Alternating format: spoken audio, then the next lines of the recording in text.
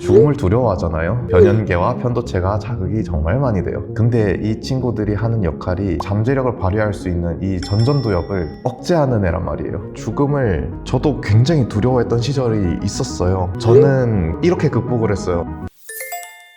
안녕하세요. 멘탈 코치 닥터히트 이조입니다. 오늘은 무겁지만 유익한 주제, 죽음과 멘탈에 대해서 얘기를 해볼까 합니다. 주로 의사로서 제가 역할을 할 때 죽음에 대한 질문은 기술적이고 과학적 근거 위주의 대화를 많이 하게 되는데, 반대로 멘탈 코치의 영역은 여러분들이 죽음에 다가갈지 말지를 결정하는 게 아니라 삶을 얼마나 더 풍족하고 많이 누릴 수 있게끔 어떤 능력을 끌어내느냐의 문제이기 때문에 여러분의 삶과 더 연관이 있고 죽음과는 동떨어져 있는 것 같지만 그렇진 않아요. 제 커리큘럼에도 죽음에 대해서 고찰하는 내용들을 제가 디벨롭해서 넣어놨어요. 그 이유가 사랑이라는 거에 대해서 이해도가 높아지려면 이별을 해봐야 돼요. 건강이라는 것의 소중함은 아파봐야 하는 거죠. 그런데 우리는 삶에 대해서 통찰력을 높이기 위해서 죽어볼 수는 없단 말이에요. 하지만 내가 내 삶을 어떻게 살까? 삶을 왜 살아야 될까? 어떤 게 좋은 삶인가? 이런 질문들은 다 죽음에 대한 통찰이 없으면 하기 힘들어요. 삶만 계속 생각해서는 이런 질문들이 대답이 잘 안 나오거든요. 죽음을 간접적으로라도 내가 당장 내일 죽게 되면 오늘 뭐 하게 될까? 어떤 사람들이 제일 먼저 떠오를까? 이런 것들을 생각을 해보는 거는 여러분 삶을 업그레이드 시키는데 굉장히 도움이 많이 될 겁니다. 제가 말씀드릴 수 있는 거는 죽음에 대한 특정한 관점이 무조건 좋다라고 말씀드리진 않을 거예요. 좋게 활용될 수 있는 예시들은 있을 수 있는데 제일 쉬운 버전이 죽음을 두려워하지 않는 거예요. 이게 그냥 허공에 떠도는 멋있게 하는 말이 아니라 뇌 회로에 과학적으로 관련되어 있는 내용입니다. 죽음을 두려워하잖아요. 변연계와 편도체가 자극이 정말 많이 돼요. 근데 이 친구들이 하는 역할이 여러분들이 잠재력을 발휘할 수 있는 이 전전두엽을 억제하는 애란 말이에요. 멘탈적으로 더 안정적이고 더 동기부여 많이 되고 재밌게 살려면 죽음을 두려워하지 않는다. 이것만큼 심플하고 답에 가까운 얘기는 없다고 생각합니다. 죽음을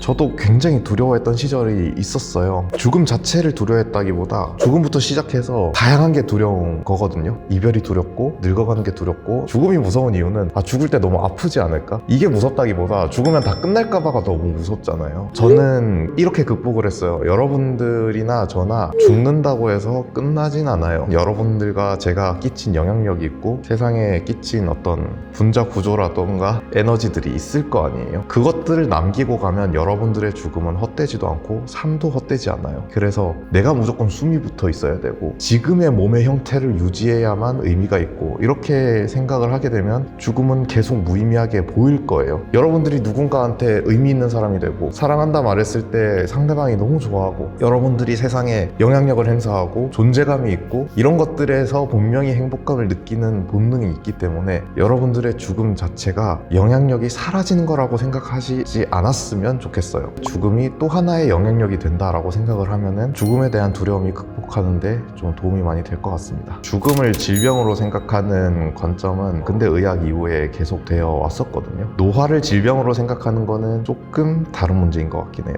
조금 나쁘게 생각하면 그렇게 해야 돈 벌어 먹을 수 있는 산업들이 굉장히 많아요. 당장 여러분부터 늙는다고 하면 싫잖아요. 저도 그렇거든요. 그래서 노화를 질병으로 생각하는 거는 여러분들의 어떤 본능과 마음을 건드리는 마케팅적인 요소도 굉장히 저는 강력하다고 생각하는데, 생각은 자유입니다. 저는 멘탈을 다루는 사람으로서 여러분들이 그걸 질병으로 받아들이게 되면 멘탈에는 안 좋을 거예요.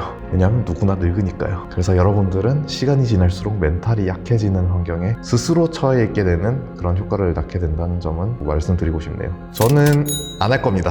나이가 젊어서 그렇다고 생각하실 수도 있을 것 같은데, 그 김영하 소설 중에 이 내용이 나오는 소설이 있어요. 이제 안드로이드처럼 칩에다가 사람의 정신을 모두 다 다운로드 받을 수 있는 세상이 와서 그 칩을 옮기기만 하면은 죽지 않는다, 이런 컨셉으로 한 게 있는데, 진짜 공감 능력이 좋고 몰입력이 좋으신 분들은 그거 읽으면 딱 느낌 올 거예요. 진짜 숨 막히고 비참해요. 이제 우리가 죽음에 대해서 고찰했던 거랑 딱 반대 상황이잖아요. 죽음 없이 삶만 있는 상태는 진짜 의미가 없어질 겁니다. 어차피 평생 살 건데요. 왜 오늘 뭔가 해야 되죠? 왜 오늘 행복해야 되죠? 왜 내가 누군가한테 의미 있는 사람이 되어야 되고 오늘 하루 시간을 소중하게 보내야 되고 왜 그래야 되죠? 어차피 무한인데. 그래서 저는 영생 살기 싫습니다. 어쨌든 이거는 저의 의견이기 때문에 저는 또 다양한 의견도 되게 들어보고 싶어요. 댓글로 남겨주시면 더 건강한 토론이 될 것 같습니다.